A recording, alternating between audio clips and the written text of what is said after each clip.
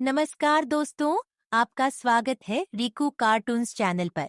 इस चैनल पर आज हम शुरुआत करने जा रहे हैं एक नई और अनोखी कहानी सीरियल की जिसका नाम है कर्म, एपिसोड नंबर 1। मुझे विश्वास है कि यह कहानी आप लोगों को जरूर पसंद आएगी। तो चलिए इस दिलचस्प कहानी की शुरुआत करते हैं। ये बात बहुत पुरानी है, करीब 100 वर्ष पूर्व की। एक धनकपुर नामक राज्य था। वह राज्य बिल्कुल अपने नाम के अनुरूप धनवान था। वहां हरे भरे खेत थे, हरे भरे बाग बगीचे थे, सुंदर सुंदर पहाड़ थे, खिली खिली नदियां थीं, जंगलों में सुंदर और अनोखे पशु पक्षी रहते थे। धनकपुर एक खुशहाल राज्य था। वहां के गांव भी समृद्ध और शांतिपूर्ण थे। गांवों के निवासी आपस में बहुत प्रेम भाव से रहते थे। उनके मन में किसी के प्रति कोई ईर्ष्या या जलन नहीं थी। सभी लोग आदर्श और सद्भाव से मिलजुल कर रहते थे। इस सुंदर धनकपुर राज्य के राजा थे राजा भीम सिंह। राजा भीम सिंह बहुत ही बुद्धिमान, ताकतवर, चालाक और व्यवहारिक थे। उनके मन में अपनी प्रजा के प्रति बहुत प्रेम था।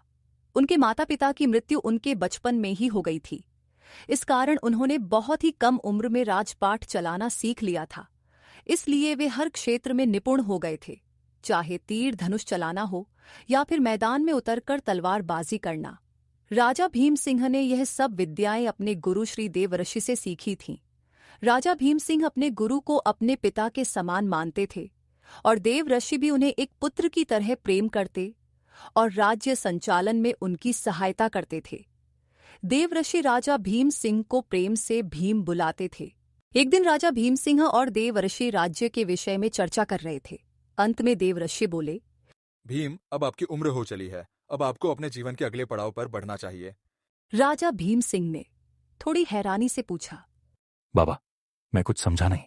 देवर्षि मुस्कुराते हुए बोले, मेरा कहने का तात्पर्य यह है कि अब आपको विवाह कर लेना चाहिए। ये राज्य का कार्य तो चलता ही रहेगा, पर अब आपको अपने निजी जीवन पर भी ध्यान देना चाहिए। यह सुनकर राजा भीम सिंह चुप हो गए। उन्होंने कुछ नहीं कहा, केवल मुस्कुराकर कोई बहाना बनाया और वहां से चले गए। देवऋषि उनकी चुप्पी समझ गए। उन्होंने सोचा कि अब सही समय है कि राजा के लिए एक योग्य वधू की तलाश की जाए।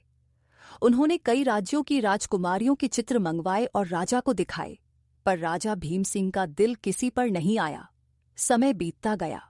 एक दिन राजा भीम सैर के लिए जंगल में गए। वे अक्सर महीने में 2 बार जंगल जाते थे। उन्हें पशु पक्षियों से बहुत प्रेम था। वे घंटों उनके साथ समय बिताते थे। सैर करते करते थक गए तो एक नदी के किनारे पीपल के वृक्ष के नीचे बैठकर विश्राम करने लगे। ठंडी हवा और पत्तों की सरसराहट में कब उनकी आंख लग गई, उन्हें पता ही नहीं चला। कुछ समय बाद आंख खुली तो उन्होंने देखा कि उसी नदी के किनारे एक सुंदर कन्या कुछ पशुओं के साथ खेल रही है। वह हिरणों को सहला रही थी, पक्षियों को दाना खिला रही थी। उसके मुख पर एक अनोखा तेज था, मानो चांदनी उसके चेहरे पर उतर आई हो। राजा उसे बिना नजर झुकाए एक तक देखते रहे। वह कन्या राजकुमारी तो नहीं लगती थी। उसके वस्त्र साधारण थे, उसकी चाल में सहजता थी, पर उसकी सुंदरता अनुपम थी। राजा भीम सिंह मन में सोचने लगे, कौन है यह कन्या? क्या यह स्वप्न है? क्या मैं इसके पास जाकर इसका नाम पूछूं? क्या राजा भीम सिंह उस कन्या से उसका नाम पूछ पाएंगे? कौन है यह कन्या? क्या यह किसी राज्य की राजकुमारी है? ये जानने के लिए इस कहानी का एपिसोड 2 जरूर देखें। अगर आपको यह कहानी अच्छी लगे तो इस चैनल को सब्सक्राइब करें, लाइक करें और शेयर भी करें।